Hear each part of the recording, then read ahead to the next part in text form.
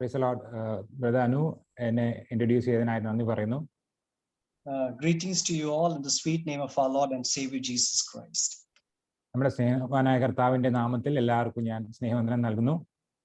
I thank the Center for Gospel Mission for giving me this opportunity to speak from God's word.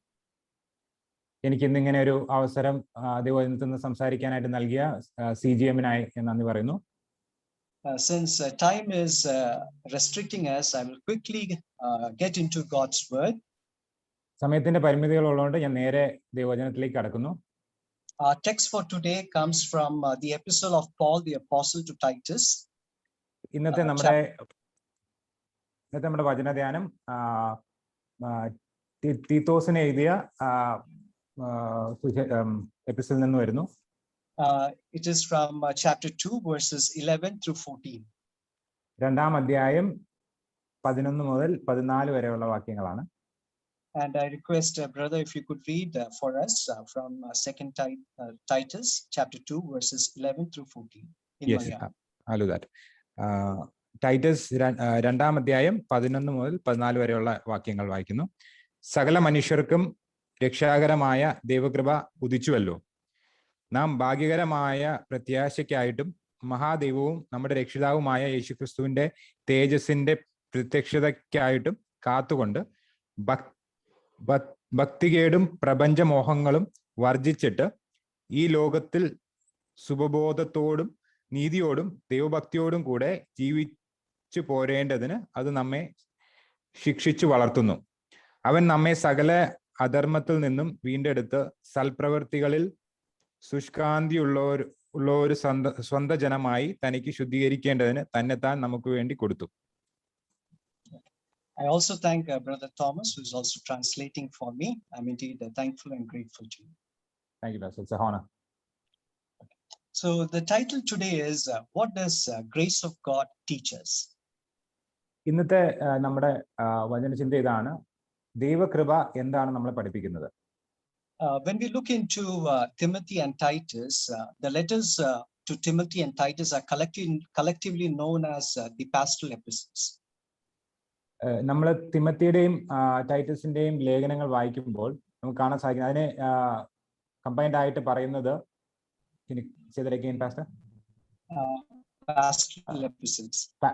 Pastoral ലേഖനങ്ങൾ എന്നാണ് പറയുന്നത്. And Titus, when we look into this personality of Titus, he was a very young person and highly gifted. നമ്മൾ Titus എന്ന് പറഞ്ഞ വ്യക്തിയുടെ പേഴ്സണാലിറ്റിയിലേക്ക് നോക്കുമ്പോൾ വളരെ ചെറുപ്പവും ഊർജ്ജസ്വലനായുള്ള ഒരു വ്യക്തിയാണ്. A convert of Paul. പൗലോസ് അപ്പോസ്തലൻ വഴി വിശ്വാസത്തിലേക്ക് വന്ന ഒരു വ്യക്തിയാണ്. He was mentored by Paul. അദ്ദേഹത്തെ മെന്ററിംഗ് ചെയ്തത് പൗലോസ് അപ്പോസ്തലനാണ്. He worked along with Paul the apostle. അദ്ദേഹം പൗലോസ് അപ്പോസ്തലനോട് ചേർന്ന് ദൈവവേലയിലായിരുന്നു. And he was appointed by Paul to pastor in difficult situations. അതുപോലെ തന്നെ പൗലോസ് അപ്പോസ്തലൻ വളരെ ദുഷ്കരമായിരുന്ന സാഹചര്യങ്ങളാണ് ഇദ്ദേഹത്തെ ശുശ്രൂഷയിൽ ഉപയോഗിച്ചിരുന്നത്. So whenever there are any difficult places, he would send Titus to be in that location and be more effective for God's work. അപ്പോൾ എവിടെയൊക്കെ പ്രശ്നങ്ങൾ അല്ലെങ്കിൽ ദുഷ്കരമായ സാഹചര്യങ്ങൾ ഉണ്ടായിരുന്നു അവിടെയെല്ലാം പൗലോസ് അപ്പോസ്തലൻ ടൈറ്റസിനെ അയക്കുമായിരുന്നു അവിടെ ശുശ്രൂഷയ്ക്കായി. Because he knew that Titus is more than able to resolve issues and keep the church together. കാര്യം അദ്ദേഹത്തിന് വിശ്വാസം ഉണ്ടായിരുന്നു ടൈറ്റസിന് ഈ കാര്യം ഭംഗിയായിട്ട് ചെയ്യാനും ആ സഭയെ ചേർത്ത് നിർത്തുവാനുമുള്ള ഒരു ദൈവകൃപ ഉണ്ടായിരുന്നെന്ന് പൗലോസ് അപ്പോസ്തലന് വിശ്വാസമുണ്ടായിരുന്നു. So when we look into this particular letter, we understand that he was a pastor at a church at Crete. നമ്മൾ ഈ വചനഭാഗത്തിലേക്ക് നോക്കുമ്പോൾ നമുക്ക് മനസ്സിലാവും ക്രീറ്റിലുള്ള ഒരു സഭയുടെ സഭാ ശുശ്രൂഷകനായിരുന്നു അദ്ദേഹം. So when we look into this particular location, we know that it's an island of high mountains and fertile valleys. നമ്മൾ ഈ സ്ഥലത്തേക്ക് നോക്കുമ്പോൾ നമുക്ക് കാണാൻ സാധിക്കുന്നത് ഇത് വളരെ ഫലഭൂയിഷ്ഠമായ ഒരു സ്ഥലമായിരുന്നു, ഒരു ദ്വീപായിരുന്നു, മലകളുടെ എല്ലാം ഇടയിലുള്ള ഒരു സ്ഥലമായിരുന്നു. And it was populated more than 100 cities and towns. അവിടെ 100-ലധികം പട്ടണങ്ങളും നഗരങ്ങളും എല്ലാം ഉണ്ടായിരുന്നു. So the person of Titus was fully Gentile. Titus എന്ന വ്യക്തി ഒരു ജെന്റൈൽ ആയിരുന്നു, ഒരു Yeah. And when we look into this person, he was very strong, determined, and zealous to do God's work. നമ്മൾ ഈ വചനഭാഗത്ത് നോക്കുമ്പോൾ അദ്ദേഹം ദൈവവചനത്തിൽ നിന്ന് അല്ലെങ്കിൽ ദൈവവേല ചെയ്യാനായിട്ട് വളരെ ഉത്സാഹത്തോടെ ഉന്മേഷത്തോടെയുള്ള വ്യക്തിയായിരുന്നു. So though he was ministering in Crete, these people were very difficult people. അദ്ദേഹം ശുശ്രൂഷിച്ചിരുന്ന സ്ഥലം ക്രീറ്റ് എന്ന സ്ഥലമായിരുന്നെങ്കിലും അവിടെയുള്ള വ്യക്തികൾ, അവിടെയുള്ള വിശ്വാസികൾ വളരെ അവരെ മാനേജ് ചെയ്യാൻ വളരെ ബുദ്ധിമുട്ടുള്ള ആൾക്കാരായിരുന്നു. And we understand it from chapter 1 verse 12. It says, Cretans are always liars, hurtful, cruel beasts, and lazy gluttons. നമ്മൾ വചനഭാഗം 1:12 നമ്മൾ വായിക്കുമ്പോൾ നമുക്ക് ഇപ്രകാരം മനസ്സിലാവും, ക്രേത്തർ സർവദാ അസത്യവാദികളും ജന്തുക്കളും മടിയന്മാരായ പെരുവയറന്മാരും അത്രേ എന്ന് അവരിൽ ഒരുവൻ അവരുടെ ഒരു വിദ്വാൻ തന്നെ പറഞ്ഞിരിക്കുന്നു. So these Cretans were the relatives of the ancient Philistines. ഈ ക്രേത്തർ എന്ന് പറയുന്നവർ ഫിലിസ്തീയരുടെ ബന്ധുക്കളാണ്, പഴയ ഫിലിസ്തീയ വംശജരുടെ ബന്ധുക്കളാണ്. And these people were very difficult to lead. ഇവരെ നയിക്കുക വളരെ ദുഷ്കരമായ ഒരു കാര്യമായിരുന്നു. So at this time, Titus is given this task to lead this people. ഇപ്പോ ഇവിടെ തീത്തോസിന് ഇങ്ങനെ ഉള്ള ഒരു ജനതയെ നയിക്കാനുള്ള ഒരു അവസരമാണ് ലഭിച്ചിരിക്കുന്നത്. And Paul was very confident with this person Titus that he would be able to do well with this church. പൗലോസിന് വളരെയധികം വിശ്വാസമുണ്ടായിരുന്നു തീത്തോസിന് ഈ ഒരു സഭയെ നയിക്കുവാനായിട്ടുള്ള കൃപയും കഴിവും ഉണ്ടെന്നുള്ള ഒരു വിശ്വാസമുണ്ടായിരുന്നു. So Paul was a very good mentor. പൗലോസ് അപ്പോസ്തലൻ നല്ലൊരു മെന്റർ ആയിരുന്നു, അല്ലെങ്കിൽ നല്ലൊരു ഗുരുവായിരുന്നു. He identified young people and worked along with them and also brought in the full potential, which was very effective for God's work. അദ്ദേഹം പുതിയ വ്യക്തികളെ കണ്ടെത്തി അവരിലുള്ള കഴിവുകളെ പുറത്തെടുത്ത് ദൈവ രാജ്യത്തിന് വേണ്ടിയും ശുശ്രൂഷയ്ക്കായും ഉപയോഗപ്രദമാകുന്ന രീതിയിൽ നല്ല രീതിയിൽ അവരെ മെന്റർ ചെയ്തു പോകുന്നു, അല്ലെങ്കിൽ അവരെ അഭ്യസിച്ചു പോകുന്നു. So when Paul writes this letter, we need to understand that he is helping us to understand the concept of grace. പൗലോസ് ഈ ലേഖനം എഴുതുമ്പോൾ നമുക്ക് മനസ്സിലാക്കാൻ സാധിക്കും, ഇത് കൃപ എന്ന ആ ഒരു തത്വത്തെക്കുറിച്ച്, അല്ലെ ആ ഒരു കോൺസെപ്റ്റിനെ കുറിച്ച് നമുക്ക് മനസ്സിലാകുന്നതിന് വേണ്ടി കൂടെ എഴുതിയിരിക്കുന്ന ഒരു ലേഖനമാണ്. So there are two sides of grace. കൃപയ്ക്ക് രണ്ട് വശങ്ങളുണ്ട്. We will try to understand it much more as we go further. നമ്മൾ മുമ്പോട്ട് പോകുമ്പോൾ അത് അധികമായി മനസ്സിലാക്കാൻ നമുക്ക് ശ്രമിക്കാം. So when Paul writes this letter, we also see that he's also writing to give instructions on church leadership as well in this particular letter. ഈ ലേഖനത്തിൽ നിന്ന് നമുക്ക് മനസ്സിലാവുന്ന ഒരു കാര്യം, ഇത് കൃപയെക്കുറിച്ച് മാത്രമല്ല, ഒരു സഭ എങ്ങനെ നയിക്കണം എന്നതിനെ കുറിച്ചുള്ള വ്യക്തമായ ഇൻസ്ട്രക്ഷൻസ് കൂടി നൽകുന്ന ഒരു ലേഖനമാണ്. So he's dealing with two concepts, church leadership and grace.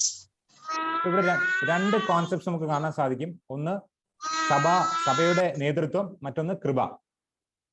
So grace is a gift. കൃപ ഒരു ദാനമാണ്. And we must understand that when we study this particular letter, that grace is followed by good works. നമുക്ക് ഇതിൽ നിന്ന് പഠിക്കാൻ സാധിക്കുന്നത് കൃപയോട് ചേർന്ന് പുറകെ വരുന്ന കാര്യങ്ങളാണ് സൽപ്രവർത്തികൾ.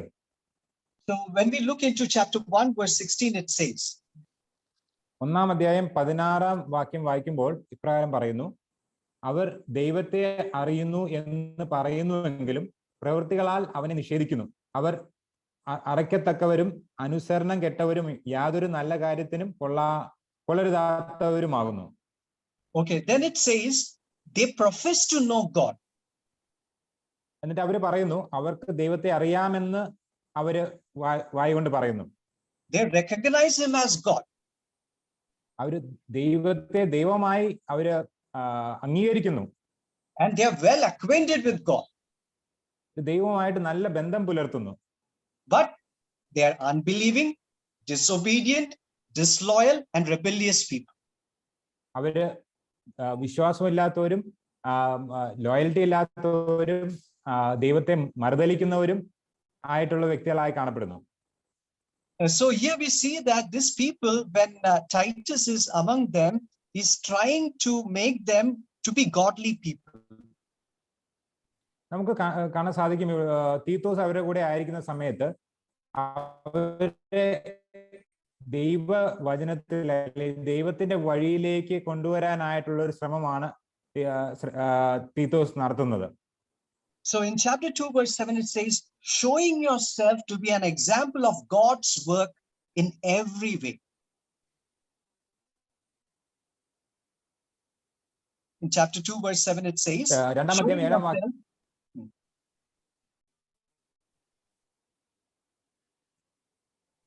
രണ്ടാം അധ്യായം 7-ാം വാക്യം ഇപ്രകാരം പറയുന്നു, വിരോധി നമ്മെക്കൊണ്ട് ഒരു തിന്മയും പറയാൻ വകയില്ലാതെ ലജ്ജിക്കേണ്ടതിന് സകലത്തിലും നിന്നെ തന്നെ സൽപ്രവർത്തികൾക്ക് മാതൃകയാക്കി കാണിക്കാം.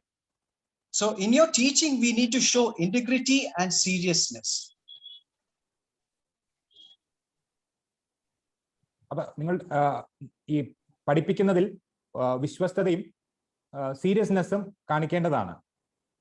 So as we are trying to understand what is grace, നമ്മൾ കൃപ എന്തെന്ന് മനസ്സിലാക്കാനായിട്ട് ശ്രമിക്കുമ്പോൾ we understand that Jesus gave himself for us. നമുക്ക് മനസ്സിലാവുന്നു യേശു നമ്മൾക്കായി തന്നെ ഏൽപ്പിച്ചു തന്നു. He came to set us free from all kinds of sin. അവൻ നമ്മളുടെ എല്ലാ പാപത്തിൽ നിന്നും നമ്മളെ വിടുവിക്കാനായിട്ട് He wanted to make his very own people. അവന് നമ്മളെ അവന്റെ സ്വന്തം ജനമാക്കി മാറ്റാനാണ് അവൻ വന്നത്. So we as the church, the body of Christ, just as Paul teaches Titus to be totally committed to good works. നമ്മൾ ദൈവത്തിന്റെ സഭയായി ഇരിക്കുമ്പോൾ പൗലോസ് അപ്പോസ്തലൻ തീത്തോസിനെ പഠിപ്പിച്ചതുപോലെ നമ്മൾ എല്ലാ സൽപ്രവൃത്തികളോടും കൂടി ആയിരിക്കേണ്ടതാണ്. Some of us we think that only spiritual things matter. നമ്മൾ ചിലർ ചിന്തിക്കുന്നുണ്ടാവും ആത്മീയ കാര്യങ്ങൾ മാത്രമാണ് കാര്യമുള്ളൂ. But we ignore the works. എന്നാൽ നമ്മൾ പ്രവൃത്തികളെ അവഗണിക്കാറുണ്ട്. But in Titus chapter 3 verse 1 it says, always be ready to do what is good. എന്നാൽ തീത്തോസിന്റെ 3-ാം അധ്യായം 1-ാം വാക്യത്തിൽ പ്രകാരം പറയുന്നു, എപ്പോഴും സൽപ്രവൃത്തിക്കായി ഒരുക്കമുള്ളവരായിരിക്കുക. And in verse 8 it says, all who trust in God will devote themselves to doing good. 8-ാം വാക്യത്തിൽ ഇപ്രകാരം പറയുന്നു, ദൈവത്തിൽ വിശ്വസിക്കുന്നവരെല്ലാവരും സൽപ്രവൃത്തിക്കായി അവർ തയ്യാറായിരിക്കുന്നു. So when I say I have trust in God, that means also that I devote myself to do good for others. ഞാൻ ദൈവത്തിൽ വിശ്വസിക്കുന്നു എന്ന് ഞാൻ പറയുമ്പോൾ ഞാൻ മറ്റുള്ളവർക്കായി സൽപ്രവൃത്തികൾ ചെയ്യാൻ കൂടി തീക്ഷ്ണതയുള്ളവനായിരിക്കുന്നു എന്ന് വേണം പറയാൻ. So when I engage in doing good works, what happens is it is good and beneficial for all people. അപ്പോൾ ഞാൻ സൽപ്രവൃത്തികൾ ചെയ്യുമ്പോൾ എന്താ സംഭവിക്കുന്നതെന്ന് പറഞ്ഞാൽ അത് എല്ലാവർക്കും നന്മയ്ക്കായി ഭവിക്കുന്നു. And therefore our people must learn to do good works. അതുകൊണ്ട് നമ്മുടെ ദൈവജനം സൽപ്രവൃത്തികൾ ചെയ്യാനായിട്ട് ഉത്സാഹമുള്ളവരായി തീരണം. So especially when we are in this particular situation when there is crisis all around. പ്രത്യേകമായിട്ട് ഇന്ന് നമ്മൾ അഭിമുഖീകരിക്കുന്ന ഈ സാഹചര്യത്തിൽ ചുറ്റും മുഴുവൻ പ്രതിസന്ധികളും പ്രയാസങ്ങളും കാണുന്ന ഈ സാഹചര്യത്തിൽ the body of Christ is coming together. ദൈവസഭ ഒരുമിച്ച് ചേർന്ന് വരേണ്ടതാണ്. And they are praying for others. They are extending their hand of help. They are being more effective in these days as we see. നമുക്ക് കാണാൻ സാധിക്കും ഒരുമിച്ച് ചേർന്ന് വന്ന് ദൈവസഭ ചേർന്ന് വന്ന് പ്രാർത്ഥിക്കുകയും മറ്റുള്ളവരെ സഹായിക്കുകയും ശക്തിപ്പെടുത്തുകയും കൂടുതൽ പ്രയോജനമുള്ളവരായി തീരുന്നതായി നമുക്ക് കാണാൻ സാധിക്കും. And therefore in verse 14 it says, our people must learn good by meeting the urgent needs of others. 14-ാം വാക്യത്തിൽ പ്രകാരം നമ്മൾ വായിക്കുന്നു, നമുക്കുള്ളവരും ഫലമില്ലാത്തവരാകാതെ അത്യാവശ്യ സംഗതികളിൽ സൽപ്രവൃത്തികൾക്ക് മുമ്പരായിരിക്കാൻ പഠിക്കട്ടെ. So when we meet the urgent needs of others, what becomes? We become much more protective and fruitful. നമ്മൾ മറ്റുള്ളവരുടെ ആവശ്യങ്ങളിൽ അത്യാവശ്യങ്ങളിൽ നമ്മൾക്ക് സഹായമായി തീരാൻ സാധിച്ചു കഴിഞ്ഞാൽ നമ്മൾ കൂടുതൽ ഫലപ്രദമായിട്ട് അല്ലെങ്കിൽ കൂടുതൽ ബലപ്രാപ്തിയോടുകൂടി ദൈവവേല ചെയ്യാൻ നമുക്ക് സാധിക്കുന്നു. So we need to understand, if I or you want to be productive or fruitful, I need to decide for myself that I will be of some help to others. നമ്മളൊരു തീരുമാനം എടുക്കണം. നമ്മൾ കൂടുതൽ ഫലം പുറപ്പെടുവിക്കുന്നവരായി തീരണമെങ്കിൽ നമ്മൾ മറ്റുള്ളവർക്ക് നന്മകൾ ചെയ്യാനായിട്ടുള്ളൊരു ഒരു തീരുമാനം നമ്മൾ എടുക്കണം. So as I said in verse 8, it says, all who trust in God will devote themselves in doing good. 8ാം വാക്യത്തിൽ നമ്മൾ കണ്ടതുപോലെ ദൈവത്തിൽ വിശ്വസിക്കുന്നവരെല്ലാം വളരെ തീവ്രമായിട്ട് സൽപ്രവൃത്തികളിൽ കൂടി ഉത്സുകരായിരിക്കും. So those who believed in God should be careful to maintain good works. അപ്പോൾ ദൈവത്തിൽ വിശ്വസിക്കുന്നവര് സൽപ്രവൃത്തികളുടെ കാര്യത്തിൽ കൂടി ശ്രദ്ധ വെക്കേണ്ടവരാണ്. And here Titus has a very important role. ഇവിടെ തീത്തോസിന് വളരെ ഇമ്പോർട്ടന്റ് ആയിട്ടുള്ള ഒരു റോളാണുള്ളത്. So here Titus is a very excellent candidate. Titus വളരെ പ്രഗൽഭനായ ഒരു കാൻഡിഡേറ്റ് ആണ് ഈ വിഷയത്തിലായി. So looking back to his experiences, നമ്മൾ അദ്ദേഹത്തിന്റെ മുൻകാല പരിചയം പരിശോധിച്ചാൽ we see that Titus was with Paul and Barnabas at the famous Jerusalem Council. നമ്മൾ പിന്നോട്ട് നോക്കുമ്പോൾ കാണാൻ സാധിക്കും ജെറുസലേം കൗൺസിലിൽ പൗലോസിന്റെയും ബർണബാസിന്റെയും കൂടെ ഉണ്ടായിരുന്ന വ്യക്തിയാണ് Titus. And he was also good in handling issues in the Corinthian church as well. മാത്രമല്ല അദ്ദേഹം കൊരിന്ത്യ സഭയിൽ കാര്യങ്ങൾ കൈകാര്യം ചെയ്യാനായിട്ട് പ്രാഗൽഭ്യം കാണിച്ചൊരു വ്യക്തി കൂടിയാണ്. And he was also a good fundraiser. മാത്രമല്ല അദ്ദേഹം fund റേസിംഗിലും കേമനായിരുന്നു. And as he completed all the assignments given to Titus, he saw to it that he would complete the task. മാത്രമല്ല അദ്ദേഹത്തിന് എന്ത് ജോലി ഏൽപ്പിച്ചാലും അദ്ദേഹം അത് ഭംഗിയായി പൂർത്തീകരിക്കുന്നതായി കാണാൻ സാധിക്കും. So we see that he sets all things in order. നമുക്ക് കാണാൻ സാധിക്കും ഇവിടെ തീത്തോസ് എല്ലാം വളരെ ക്രമത്തോടുകൂടി ചെയ്യുന്ന ഒരു വ്യക്തിയാണ്. So as he completes one task, then again Paul reassigns him to a different location. അദ്ദേഹം ഒരു ഉത്തരവാദിത്തം ചെയ്ത് തീർക്കുമ്പോൾ നമുക്ക് കാണാൻ സാധിക്കും പൗലോസ് അപ്പോസ്തലൻ അദ്ദേഹത്തെ മറ്റൊരു അസൈൻമെന്റ് ആയിട്ട് അല്ലെങ്കിൽ മറ്റൊരു വിഷയമായിട്ട് മറ്റൊരിടത്തേക്ക് അയക്കുന്നു. Which we see in 2 Timothy chapter 4 verse 1, he is sent into another troubled spot. നമുക്ക് കാണാൻ സാധിക്കും 4-ാം അധ്യായം 1-ാം വാക്യത്തിൽ അദ്ദേഹത്തെ മറ്റൊരു സ്ഥലത്തേക്ക്, ഇതുപോലെ പ്രയാസമുള്ള മറ്റൊരു സ്ഥലത്തേക്ക് വീണ്ടും അപ്പോസ്തലൻ അയക്കുന്നു. So we are saved by grace, but also it must be followed by good works. അപ്പൊ നമ്മൾ കൃപയാൽ രക്ഷ പ്രാപിക്കുന്നു, പക്ഷേ ഇതിന്റെ ഫലമായിട്ട് സൽപ്രവൃത്തികൾ കൂടി നമ്മളിൽ വരേണ്ടതാണ്. We cannot buy grace. നമുക്ക് കൃപ വാങ്ങിക്കാൻ സാധിക്കില്ല. We cannot earn grace.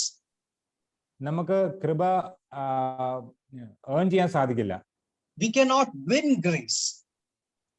നമുക്ക് കൃപ നേടിയെടുക്കാൻ സാധിക്കില്ല. But this grace touches our lives. പക്ഷേ ഈ കൃപ നമ്മുടെ ജീവിതത്തെ ആകമാനം സ്പർശിക്കും. This grace holds us. ഈ കൃപയാണ് നമ്മളെ നിലനിർത്തുന്നത്, നമ്മളെ താങ്ങി നിർത്തുന്നത്. And we also need that this grace will use us. മാത്രമല്ല ഈ കൃപ നമ്മളെ ഉപയോഗിക്കുകയും ചെയ്യണം. So when we try to understand grace, many times we have misunderstood grace. നമ്മൾ കൃപയെക്കുറിച്ച് മനസ്സിലാക്കാൻ ശ്രമിക്കുമ്പോൾ പലപ്പോഴും നമ്മൾ അതിനെ തെറ്റിദ്ധരിക്കാറുണ്ട്. So we need to understand that grace is a divine resource. It comes from God. നമ്മൾ മനസ്സിലാക്കണം കൃപ ഒരു ദൈവികമായിട്ടുള്ള ഒരു റിസോഴ്സ് ആണ്. അത് സ്വർഗത്തിൽ നിന്ന് വരുന്നതാണ്. But it also produces disciplined response from me. എന്നാൽ കൃപ നമ്മളിൽ ഒരു ഡിസിപ്ലിൻ, ഒരു ക്രമവും അതിനനുസരിച്ചുള്ള നമ്മളിൽ നിന്നുള്ള ഒരു റെസ്പോൺസും വരേണ്ടതാണ് കൃപയാൽ. So we have God's grace as divine resource, and also our response to grace also matters. ദൈവകൃപയായി ദൈവത്തിൽ നിന്നുള്ള ഒരു ദാനമായി കൃപ ലഭിക്കുന്നു. എന്നാൽ അതിന്റെ ഒരു റെസ്പോൺസ് എന്ന നിലയ്ക്ക് ഒരു റെസ്പോൺസ് നമ്മളിൽ നിന്ന് വരേണ്ടതാണ്. So when we don't respond to this grace becomes meaningless. അപ്പൊ നമ്മൾ ഈ കൃപയോട് റെസ്പോണ്ട് ചെയ്യാതെ വരുമ്പോ ഈ കൃപ ഉപയോഗശൂന്യമായി മാറുന്നു. I have the knowledge that God's grace is enough for me. എനിക്കറിയാം ദൈവകൃപ മതി എനിക്ക്, മാത്രം മതി എനിക്ക്. But how does it apply to my life? എന്നാൽ അത് എങ്ങനെയാണ് എൻ്റെ ജീവിതത്തിൽ ആപ്ലിക്കേഷൻ ഉണ്ടാവുന്നത് അല്ലെങ്കിൽ അപ്ലൈ ചെയ്യുന്നത്? It can only be applied when I respond to that grace in a meaningful way. അതിന് ഒരു ആപ്ലിക്കേഷൻ ഉണ്ടാവുന്നത് ഞാൻ ഈ കൃപയോട് പ്രതികരിക്കുമ്പോഴാണ്. So this grace helps us to grow in faith. ഈ കൃപ നമ്മളെ വിശ്വാസത്തിൽ വളരാനായിട്ട് സഹായിക്കുന്നു. This grace gives us the discernment. ഇത് ഈ കൃപ നമ്മൾക്ക് ഒരു പരിജ്ഞാനം തരുന്നു. And it helps me to make the right choices in life. അത് ജീവിതത്തിൽ ശരിയായ തീരുമാനങ്ങൾ എടുക്കാൻ എന്നെ സഹായിക്കുന്നു. Because it empowers me to live a godly life. കാരണം അത് എന്നെ ഒരു ദൈവികമായി ഒരു ആത്മീയമായ ഒരു ജീവിതം നയിക്കാനായിട്ട് ശക്തിപ്പെടുത്തുന്നു. As children of God, as leaders, we all are called to live a godly life. ദൈവമക്കൾ എന്ന നിലയ്ക്ക് ദൈവത്തിന്റെ വേലയിലുള്ള വ്യക്തികൾ എന്ന നിലയ്ക്ക് ഒരു ആത്മീയമായ ജീവിതം നയിക്കാനായിട്ട് ദൈവം നമ്മളെ വിളിച്ചിരിക്കുന്നു. So you might be wondering, what is godliness? നമ്മൾ ഒരുപക്ഷെ ചിന്തിക്കുന്നുണ്ടാകാം, ദൈവികത എന്ന് പറഞ്ഞാൽ എന്താ? Godliness is nothing but practical holiness in daily life. ദൈവികത എന്ന് പറയുന്നത് പ്രായോഗിക ജീവിതത്തിലുള്ള വിശുദ്ധ ജീവിതമാണ് ദൈവികത. It is my desire to be like Christ. അതെന്റെ ക്രിസ്തുവിനെ പോലെ ആകാനുള്ള എൻ്റെ ഒരു ആഗ്രഹമാണത്. It is reflected in my character. അതെന്റെ വ്യക്തിത്വത്തിൽ പ്രതിഫലിക്കണം. So we also need spirituality, and also we need to lay emphasis on our character. നമ്മൾ ആത്മീയതയിൽ മാത്രമല്ല നമ്മളുടെ വ്യക്തിത്വം വളരുന്നതിലും കൂടി നമ്മൾ ശ്രദ്ധ കൊടുക്കേണ്ടതാണ്. Am I honest? ഞാൻ സത്യസന്ധനാണോ? Am I a person of integrity? ഞാൻ സത്യസന്ധമായ ഒരു ജീവിതം നയിക്കുന്നവനാണോ? Am I able to control myself? എനിക്ക് എന്നെ തന്നെ നിയന്ത്രിക്കാൻ സാധിക്കുന്നുണ്ടോ? Am I able to respect others? എനിക്ക് മറ്റുള്ളവരെ ബഹുമാനിക്കാൻ സാധിക്കുന്നുണ്ടോ? Am I a cheerful giver? ഞാൻ സന്തോഷത്തോടെ മറ്റുള്ളവർക്ക് ദാനം കൊടുക്കുന്നവനാണോ? Am I able to serve others? എനിക്ക് മറ്റുള്ളവരെ ശുശ്രൂഷിക്കാൻ സാധിക്കുന്നുണ്ടോ? Am I able to love others? എനിക്ക് മറ്റുള്ളവരെ സ്നേഹിക്കാൻ സാധിക്കുന്നുണ്ടോ? Good works. I am not saying that good works is everything. ഞാൻ ഇങ്ങനെയല്ല പറയാൻ ഉദ്ദേശിക്കുന്നത് സൽപ്രവർത്തികൾ കൊണ്ട് എല്ലാമായി എന്നല്ല ഞാൻ പറയാൻ ഉദ്ദേശിക്കുന്നത്. Because many of us, we understand that good works is not needed. ഒരുപക്ഷെ നമ്മൾ പലരും തെറ്റിദ്ധരിച്ചിരിക്കുന്നത് സൽപ്രവർത്തികളുടെ വലിയ ആവശ്യമൊന്നുമില്ല എന്നായിരിക്കാം. But in Titus, it teaches us that once we get engaged into good works, what happens is it validates our testimony. നമ്മൾ ഈ തീത്തോസ് ലേഖനത്തിൽ നമുക്ക് കാണാൻ സാധിക്കുന്നു, നമ്മൾ സൽപ്രവർത്തികളിലേക്ക് കടക്കുമ്പോൾ അത് നമ്മുടെ സാക്ഷ്യം ഉറപ്പിക്കുന്നു. So when we also engage ourselves in good works, our teaching about God and our Savior will become more attractive to other people. നമ്മൾ സൽപ്രവർത്തികളിലായിരിക്കുകയും അതേസമയം ദൈവവചനം പഠിപ്പിക്കുകയും ചെയ്യുമ്പോൾ നമ്മൾ പ്രസംഗിക്കുന്ന ദൈവവചനത്തിൽ കൂടുതൽ അർത്ഥവും ശക്തിയും കൈവരും. And this good works will also help us to be redeemed from all these lawless deeds, all the sinful works. ഈ സൽപ്രവർത്തികൾ മൂലം ഈ അർത്ഥശൂന്യമായിട്ടുള്ള അല്ലെങ്കിൽ നിയമലംഘനമായിട്ടുള്ള മറ്റു കാര്യങ്ങളിൽ നിന്നെല്ലാം അത് മാറി നിൽക്കും സൽപ്രവർത്തികൾ. So in a way, this good works benefits others. It profits everyone. അപ്പോൾ ഒരു തരത്തിൽ ഈ സൽപ്രവർത്തികൾ എല്ലാവരെയും ബെനിഫിറ്റ് ചെയ്യും, എല്ലാവർക്കും അത് പ്രയോജനമായി തീരും. So when we engage ourselves in good works, it makes us more fruitful. നമ്മൾ സൽപ്രവർത്തികളിൽ ഇൻവോൾവ് ചെയ്ത് നിൽക്കുമ്പോൾ അത് can you come again, Pastor? It becomes more, we become more fruitful. നമ്മൾ കൂടുതൽ ഫലപ്രാപ്തിയുള്ളവരായി മാറും. So now let us come to Titus chapter 2 verses 11 through 14, as we already read it. നമ്മൾ നേരത്തെ വായിച്ചതുപോലെ 2-ാം അധ്യായം 11-ാം വാക്യം മുതൽ 14-ാം വാക്യം വരെയുള്ള ഭാഗത്തേക്ക് നമുക്ക് വരാം. So we were looking into what grace of God teaches us. നമ്മൾ ദൈവകൃപ നമ്മളെ എന്താണ് പഠിപ്പിക്കുന്നതെന്നാണ് നമ്മൾ നോക്കിക്കൊണ്ടിരുന്നത്. So the first thing, grace of God teaches us to say no to ungodliness and worldly passions. ദൈവകൃപ നമ്മൾ പഠിപ്പിക്കുന്ന ഒന്നാമത്തെ കാര്യം മ്ലേച്ഛമായതിൽ നിന്നും ലോകപ്രകാരമായ കാര്യങ്ങളിൽ നിന്നും എല്ലാം അതിനോടെല്ലാം നോ പറയാനാണ്. There are some people who misinterpret grace. ചില വ്യക്തികൾ സ്തുതിയെ മിസ്ഇന്റർപ്രറ്റ് അല്ലെങ്കിൽ തെറ്റായി വ്യാഖ്യാനിക്കാറുണ്ട്. They say, if I receive God's grace, that means I have the license to do anything. അതായത് കൃപയുണ്ടെങ്കിൽ, എനിക്ക് കൃപ ലഭിച്ചാൽ അത് എന്തും ചെയ്യാനുള്ള ഒരു ലൈസൻസ് ആയിട്ട് ചിലപ്പോൾ തെറ്റിദ്ധരിക്കപ്പെടാറുണ്ട്. But here Paul is very specific. He says that it teaches us to say to ungodliness, all kinds of godless living or godless ways. ഇത് ഇവിടെ പൗലോസ് അപ്പോസ്തലൻ പഠിപ്പിക്കുന്നത് എല്ലാ ദൈവികമല്ലാത്ത മ്ലേച്ഛകരമായ കാര്യത്തിൽ നിന്നും മാറി നിൽക്കാൻ ഉള്ളൊരു കൃപ കൂടിയാണത്. So I need to develop that sensitivity to say a strong no to all kinds of godless living and sinful desires. എല്ലാ ദൈവികമല്ലാത്ത പാപകരമായ കാര്യങ്ങളോടും എതിർത്ത് നിൽപ്പാൻ അല്ലെങ്കിൽ അതിനോട് നോ പറയാനുള്ള ഒരു ശീലം നമ്മളിൽ അഭ്യസിപ്പിച്ചെടുക്കണം. So we need to learn that way of how to respond to all types of ungodliness and sinful desires. ദൈവികമല്ലാത്തതും പാപകരമായിട്ടുള്ള കാര്യങ്ങളോട് എങ്ങനെ പ്രതികരിക്കണമെന്നുള്ളത് നമ്മൾ നമ്മൾ പഠിക്കേണ്ടതും വളർത്തിയെടുക്കേണ്ടതുമായിട്ടുള്ള ഒരു കാര്യമാണ്.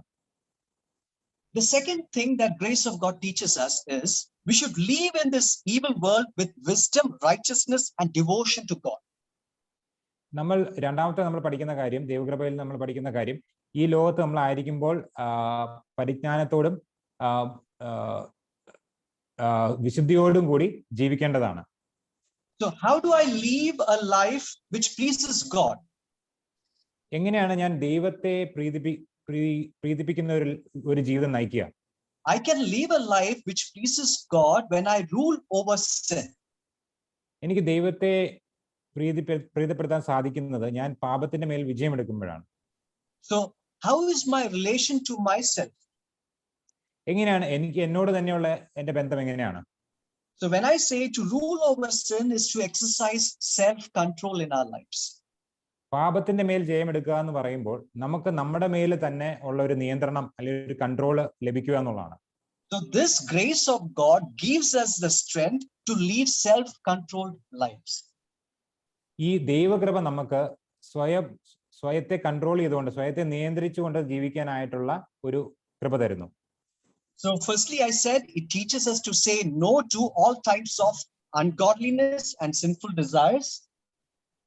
ഒന്നാമത്തെ കാര്യമായിട്ട് നമ്മൾ പഠിച്ചു, കൃപ നമ്മൾക്ക് തരുന്ന ഒരു ഒന്നാമത്തെ ലേണിംഗ് എല്ലാ മ്ലേച്ഛമായിട്ടുള്ള ദൈവികമല്ലാത്തതും തിന്മയായിട്ടുള്ള കാര്യങ്ങളോട് എതിർത്ത് നിൽക്കുക, അതിനോട് നോ പറയുക എന്നുള്ളതാണ്. Secondly, I said we should live in this evil world with wisdom, righteousness, and devotion to God, ruling over sin by exercising self-control in our lives. രണ്ടാമതായി നമ്മൾ പഠിച്ച കാര്യം, നമ്മൾ സെൽഫ് കൺട്രോൾ മൂലം ഈ പാപം നിറഞ്ഞ ജീവിതത്തെ ജയിക്കേണ്ടതാണ്. അതായത് നമ്മൾ നന്മയോടുകൂടിയും ദൈവത്തോടുള്ള വിശ്വാസത്തോടും വിശ്വസ്തയോടും കൂടി നമ്മൾ ജീവിതം നയിച്ചുകൊണ്ട് ഈ തിന്മയ്ക്ക് മേൽ നമ്മൾ ജയമെടുക്കേണ്ടതാണ്. Thirdly, it teaches us to live upright lives. മൂന്നാമതായിട്ട് ഒരു നേരെ ചൊവ്വയുള്ള ഒരു ജീവിതം അല്ലെങ്കിൽ നീതിയോടുകൂടിയുള്ള ഒരു ജീവിതം നയിക്കാനായിട്ട് നമ്മളെ പഠിപ്പിക്കുന്നു. So when we live an upright life, what happens is we are able to respect others. നമ്മൾ ഒരു നീതിപൂർവമായ ഒരു ജീവിതം നയിക്കുമ്പോൾ മറ്റുള്ളവരെ ബഹുമാനിക്കാനായിട്ട് നമ്മളെ പഠിപ്പിക്കുന്നു. So when we live an upright life, it also shows our relationship to others. അങ്ങനെ നമ്മൾ നീതിയോടുകൂടി ജീവിക്കുമ്പോൾ അത് നമ്മൾക്ക് മറ്റുള്ളവരുമായിട്ടുള്ള ഒരു ബന്ധത്തെ കൂടി അത് വെളിപ്പെടുത്തുന്നു. So the third learning is grace of God teaches us to live upright lives. മൂന്നാമത്തെ നമ്മുടെ ലേണിംഗ് ഇതാണ്, നമ്മൾ പഠിക്കുന്ന കാര്യം ഇതാണ്. കൃപ നമ്മളെ ഒരു നേരെ ചൊവ്വയുള്ള ഒരു നീതിയോട് കൂടിയുള്ള ഒരു ജീവിതം നയിക്കാനായിട്ട് നമ്മളെ പഠിപ്പിക്കുന്നു. Fourthly, നാലാമത്തെ കാര്യം, the grace of God teaches us to live a life which reveres God. ദൈവത്തെ ബഹുമാനിച്ചുകൊണ്ടുള്ള ഒരു ജീവിതം നയിക്കുവാനായിട്ട് ഈ കൃപ നമ്മളെ പഠിപ്പിക്കുന്നു. That means I'm totally devoted to God. അതായത് ഞാൻ പൂർണ്ണമായും ദൈവത്തിന് അർപ്പിച്ചൊരു ജീവിതം നയിക്കുന്നു. God is in absolute control. ദൈവം എല്ലാത്തിന്റെയും മേൽ control എടുത്തിരിക്കുന്നു. The center of everything revolves is around God. എല്ലാം ദൈവത്തിന് ചുറ്റുമാണ് എൻ്റെ ജീവിതത്തിലെ എല്ലാ കാര്യങ്ങളും കേന്ദ്രീകരിച്ചിരിക്കുന്നത്. So I give myself totally to Him. ഞാൻ പൂർണ്ണമായിട്ട് ദൈവത്തിന് സമർപ്പിക്കുന്നു. And I say that, Lord, I'm totally devoted to you. ഞാൻ ദൈവത്തോട് പറയുന്നു, ദൈവമേ ഞാൻ പൂർണ്ണമായി നിന്നിൽ സമർപ്പിക്കുന്നു, നിന്നോട് ചേർന്നിരിക്കുന്നു. So I don't drive my life, Jesus drives my life. ഞാനല്ല എൻ്റെ ജീവിതത്തെ നിയന്ത്രിക്കുന്നത്, യേശുവാണ് എൻ്റെ ജീവിതത്തെ നിയന്ത്രിക്കുന്നത്. Because grace is enabling me, empowering me to go forward. കാര്യം കൃപ എന്നെ മുമ്പോട്ട് പോകാനായിട്ട് ശക്തിപ്പെടുത്തുന്നു. So we say that we need to live godly lives in this present age. നമ്മൾ പറയുന്നു ഈ കാലഘട്ടത്തിൽ ദൈവികമായ ഒരു ജീവിതം നമ്മൾ നയിക്കേണ്ടതാണ്. So we need to be totally devoted to God. അതിനായിട്ട് നമ്മൾ പൂർണ്ണമായിട്ട് ദൈവത്തിൽ സമർപ്പിതരാകണം. Then the fifth thing that we learned, അഞ്ചാമതായി നമ്മൾ പഠിക്കുന്ന കാര്യം, it is waiting. ക്ഷമയോടെ കാത്തിരിക്കുക എന്നുള്ളതാണ്. Now waiting for what? എന്തിനായി കാത്തിരിക്കണം? Waiting for the happy fulfillment of our hope. നമ്മുടെ പ്രത്യാശയുടെ ഒരു വിജയകരമായ ഒരു പൂർത്തീകരണത്തിനായി നമുക്ക് കാത്തിരിക്കണം. So as believers, we are living between two appearances. നമ്മൾ വിശ്വാസികൾ ആയ നമ്മള് രണ്ട് തരത്തിലുള്ളൊരു അല്ലെങ്കിൽ രണ്ട് കാഴ്ചപ്പാടിലുള്ള കാര്യങ്ങളാണ് നമ്മൾ ജീവിക്കുന്നത്. First is the sacrifice of Christ. ഒന്ന് ക്രിസ്തുവിന്റെ ക്രൂശ് മരണം. Grace has already appeared. കൃപ വന്നു കഴിഞ്ഞു. Then the other appearance is the glorious return. ഇനി രണ്ടാമത്തെ വരവ് എന്ന് പറഞ്ഞാൽ ആ ഗ്ലോറിയസ് ആയിട്ടുള്ള വരവാണ്. So we are living in between. നമ്മൾ ഇതിന്റെ രണ്ടിന്റെയും നടുവിലാണ് ജീവിക്കുന്നത്. We are looking to the past and looking to the future. നമ്മൾ പുറകോട്ടും നോക്കി, അതായത് നമ്മൾ കഴിഞ്ഞുപോയ കാര്യത്തെയും അതായത് ക്രൂശ് മരണത്തെയും മുമ്പോട്ടുള്ള രണ്ടാം വരവിനെയും നോക്കിയാണ് നമ്മൾ ജീവിക്കുന്നത്. As children of God, as people of God, we are all waiting for that glorious return. ദൈവജനം എന്ന ആയിട്ടുള്ള നമ്മൾ കർത്താവിന്റെ രണ്ടാമത്തെ വരവിനെ നോക്കി പാർത്ത് ജീവിക്കുന്നു. Sixthly, we need to respond diligently. ആറാമതായിട്ട് നമ്മൾ വളരെ ഉത്തരവാദിത്തത്തോടോ അല്ലെങ്കിൽ ഡിലിജന്റ് ആയിട്ട് നമ്മൾ പ്രതികരിക്കേണ്ടതാണ്. Now, how do we respond diligently is by doing good works. നമ്മൾ എങ്ങനെയാ ഒരു വ്യക്തതയോടുകൂടി നമ്മൾ പ്രതികരിക്കുന്നത്? നമ്മൾ സൽപ്രവർത്തികൾ ചെയ്തുകൊണ്ടാണ്. We need to be zealous of good works.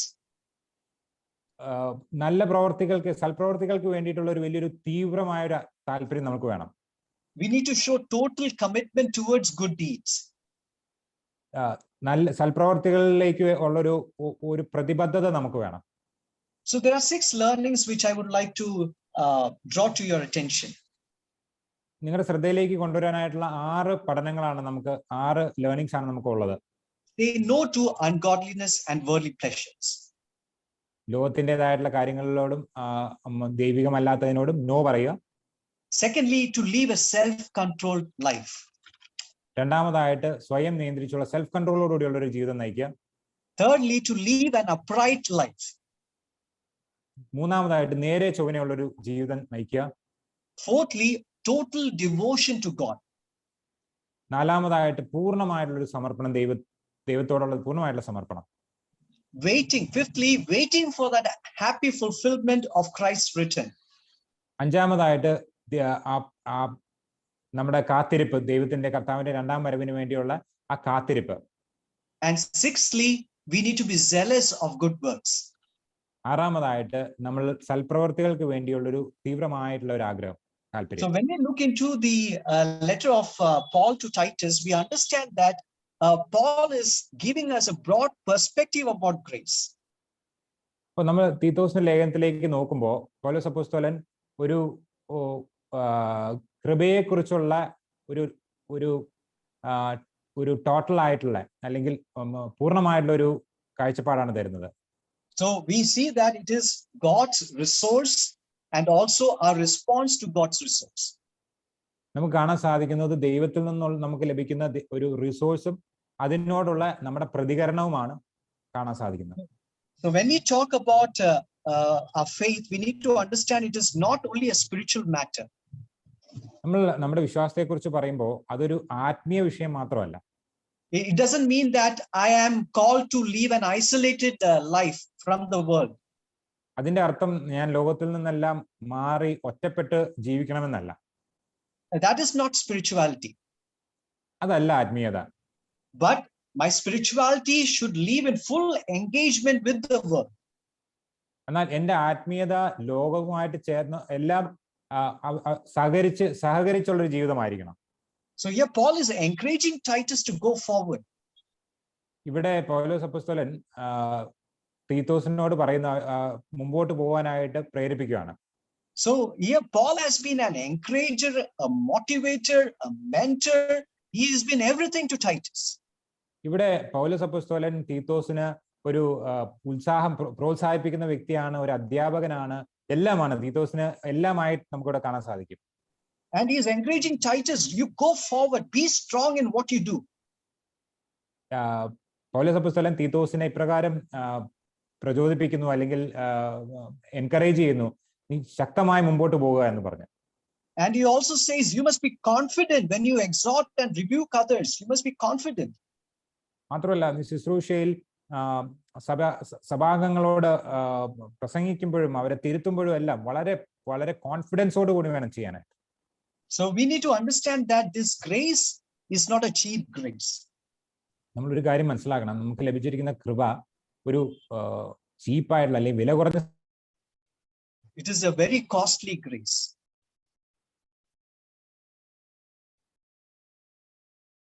Can you come again? I said cheap is not, grace is not cheap, it is costly. കൃപ വില കുറഞ്ഞൊരു കാര്യമല്ല, അത് വളരെ വിലയേറിയ ഒന്നാണ്. So how can we encourage others? അപ്പോൾ നമുക്ക് എങ്ങനെയാണ് മറ്റുള്ളവരെ പ്രോത്സാഹിപ്പിക്കാൻ സാധിക്കുന്നത്? Am I able to nurture others? എനിക്ക് മറ്റുള്ളവരെ നർച്ചർ ചെയ്ത് അല്ലെങ്കിൽ അവരെ ശക്തിപ്പെടുത്തി കൊണ്ടുവരാൻ സാധിക്കുമോ? Am I able to build others? മറ്റുള്ളവരെ ബിൽഡ് ചെയ്ത് എടുക്കാൻ എനിക്ക് സാധിക്കുമോ? Am I able to contribute towards others in their ministry? മറ്റുള്ളവരുടെ ശുശ്രൂഷകളിൽ എനിക്ക് അവരെ സഹായിക്കാൻ സാധിക്കുമോ? So now we also need to look, where do we stand? നമ്മൾ ഇപ്പോ നമ്മൾ ചിന്തിക്കേണ്ട ഒരു കാര്യം, നമ്മൾ എവിടെയാണ് നിൽക്കുന്നത്? We also understood that there are two sides of grace. First is God's resource of grace. Secondly, our response to grace. നമ്മൾ രണ്ട് കാര്യങ്ങൾ പഠിച്ചു. കൃപ ദൈവത്തിൽ നിന്നുള്ള റിസോഴ്സ് ആണ്. രണ്ടാമതായിട്ട് അതിനോടുള്ള നമ്മുടെ പ്രതികരണം എങ്ങനെയാണ്? So our Lord may return today, he may return tomorrow. We never know. നമ്മുടെ കർത്താവ് ഒരുപക്ഷെ ഇന്ന് വരാം, ഇന്ന് മടങ്ങി വരാം, ഇല്ലെങ്കിൽ നാളെ മടങ്ങി വരാം, നമുക്കറിയില്ല. But we need to look into our lives. എന്നാൽ നമുക്ക് നമ്മുടെ ജീവിതങ്ങളിലേക്ക് ഒന്ന് നോക്കേണ്ടതുണ്ട്. How is my standing before God? ഞാൻ ദൈവവുമായിട്ടുള്ള ബന്ധത്തിൽ എങ്ങനെയാണ് നിൽക്കുന്നത്? How is my relationship with God? എനിക്ക് ദൈവവുമായിട്ടുള്ള എൻ്റെ ബന്ധം എങ്ങനെയാണ്? Am I totally devoted to him? ഞാൻ പൂർണ്ണമായിട്ട് ദൈവത്തിന് സമർപ്പിച്ചാണോ ജീവിക്കുന്നത്? How is my relationship with myself? എനിക്ക് ഞാനുമായിട്ടുള്ള എൻ്റെ ബന്ധം എങ്ങനെയാണ്? Am I able to exercise self-control? എനിക്ക് എന്നെ തന്നെ നിയന്ത്രിക്കാൻ സാധിക്കുന്നുണ്ടോ? How is my relationship with others? എനിക്ക് മറ്റുള്ളവരായിട്ടുള്ള ബന്ധം എങ്ങനെയാണ്? Am I able to respect them? എനിക്ക് അവരെ ബഹുമാനിക്കാൻ സാധിക്കുന്നുണ്ടോ? Am I able to give value to them? അവരെ വിലയുള്ളവരായിട്ട് അല്ലെങ്കിൽ അവർക്ക് വില കൽപ്പിക്കാൻ എനിക്ക് സാധിക്കുന്നുണ്ടോ? Am I considering others as precious and valuable? എനിക്ക് മറ്റുള്ളവരെ വളരെ വിലയുള്ളവരും അല്ലെങ്കിൽ വളരെ പ്രഷ്യസ് ആയിട്ടും എനിക്ക് കാണാൻ സാധിക്കുന്നുണ്ടോ? So when we are able to respond to God's grace in a meaningful way by doing good works, then life becomes much more meaningful. When we read this letter of Paul to Titus, നമുക്ക് ദൈവകൃപയോട് respond ചെയ്യാൻ സാധിക്കുമ്പോൾ, അല്ലെങ്കിൽ നമുക്ക് സൽപ്രവൃത്തികൾ ചെയ്യാൻ സാധിക്കുമ്പോൾ, നമുക്ക് ലഭിച്ചിരിക്കുന്ന ദൈവകൃപ വളരെ meaning full ആയിട്ട് മാറുന്നു, അല്ലെങ്കിൽ അർത്ഥവത്തായി മാറുന്നു. അതാണ് നമുക്ക് ഈ ലേഖനത്തിൽ നിന്ന് കാണാൻ സാധിക്കുന്നത്. So we are all waiting for that moment when Christ will return. നമ്മളെല്ലാവരും കാത്തിരിക്കുന്ന ആ ഒരു നിമിഷത്തിന് വേണ്ടിയാണ്, നമ്മൾ കർത്താവ് തിരിച്ചു വരുന്ന ആ ഒരു നിമിഷത്തിന് വേണ്ടിയാണ്. And Christ is the living hope. ക്രിസ്തുവാണ് നമ്മുടെ ജീവിക്കുന്ന പ്രത്യാശ. So as we go further, നമ്മൾ മുമ്പോട്ട് പോകുമ്പോൾ in Christian living, we need to understand the importance of grace in our lives. നമ്മുടെ ക്രിസ്തീയ ജീവിതത്തിൽ ദൈവകൃപ നമ്മുടെ ജീവിതത്തിൽ എത്രത്തോളം പ്രാധാന്യം അർഹിക്കുന്നതാണ് നമ്മൾ മനസ്സിലാക്കണം. We need to understand that it is an unmerited favor towards me. നമ്മൾ മനസ്സിലാക്കണം, നമുക്ക് അർഹിക്കാതെ ലഭിച്ച ഒരു കൃപ അല്ലെങ്കിൽ ഒരു അനുഗ്രഹമാണത്. So then we sing that song, Amazing Grace, how sweet the sound that saved a wretch like me. നമ്മൾ ഇപ്രകാരം നമ്മൾ വായിക്കുന്നു, എന്നെ പോലെ അവിടെ മ്ലേച്ഛനായ ഒരു വ്യക്തിയെ രക്ഷിച്ച കൃപ എത്രയോ വലുതാണ്. So see the value of grace which is added to our lives. നമ്മുടെ ജീവിതത്തിലേക്ക് ലഭിച്ച കൃപ എത്ര വിലയുള്ളതാണെന്ന് നമ്മൾ എണ്ണണം. Christ sees each of us to be valuable. ക്രിസ്തു നമ്മൾ ഓരോരുത്തരെയും വളരെ വിലയുള്ളവരായി കണക്കിട്ടിരിക്കുന്നു. He truly sees you very valuable in his sight. ക്രിസ്തുവിന്റെ കാഴ്ചയിൽ നമ്മൾ ഓരോരുത്തരും വളരെയധികം വിലപ്പെട്ടവരാണ്. So let us truly understand the meaning of grace in our lives and walk accordingly, pleasing him at all times. നമുക്ക് ദൈവം തന്നിരിക്കുന്ന കൃപ നമുക്ക് മനസ്സിലാക്കി അതിനോട് റെസ്പോണ്ട് ചെയ്ത് ദൈവത്തെ എപ്പോഴും പ്രീതിപ്പെടുത്തിക്കൊണ്ട് ജീവിക്കാൻ ശ്രമിക്കാം. So I hope you had a better understanding of what grace of God teaches us.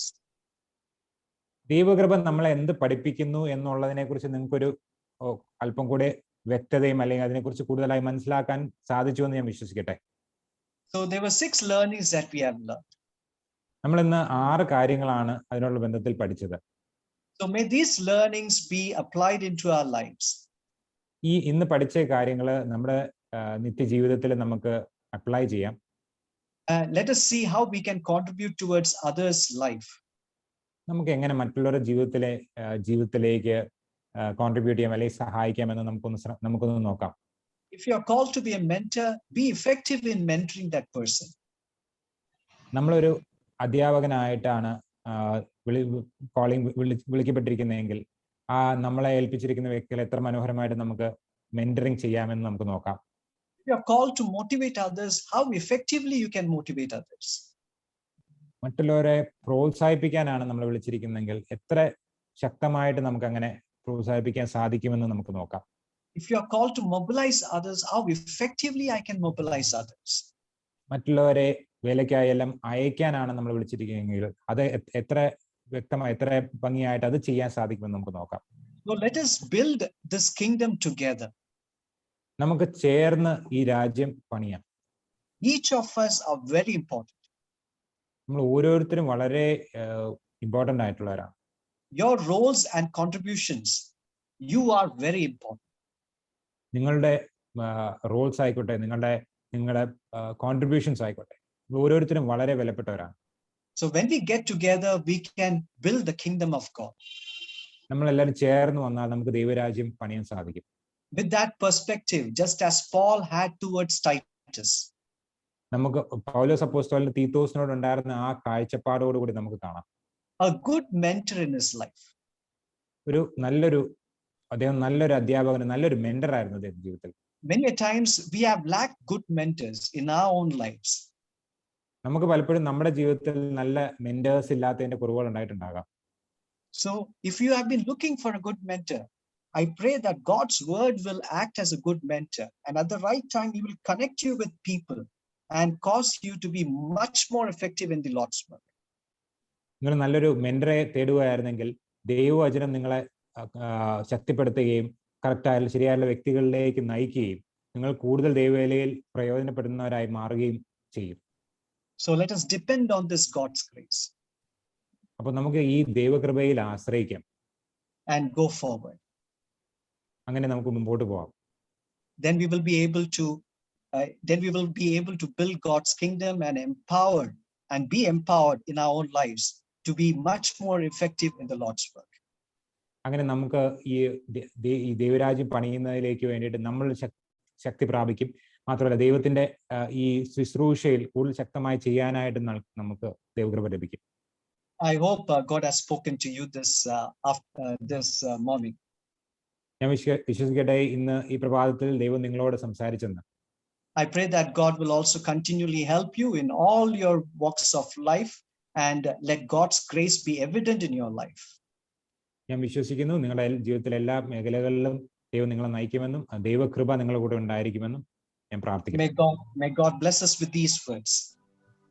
ദൈവം ഈ വചനങ്ങളാൽ നിങ്ങളെ അനുഗ്രഹിക്കട്ടെ. And I thank the Center for Global Mission for this wonderful opportunity, and also thanking Brother Wilson and Dr. Jacob, and also thank you, Brother Thomas, for translating the message.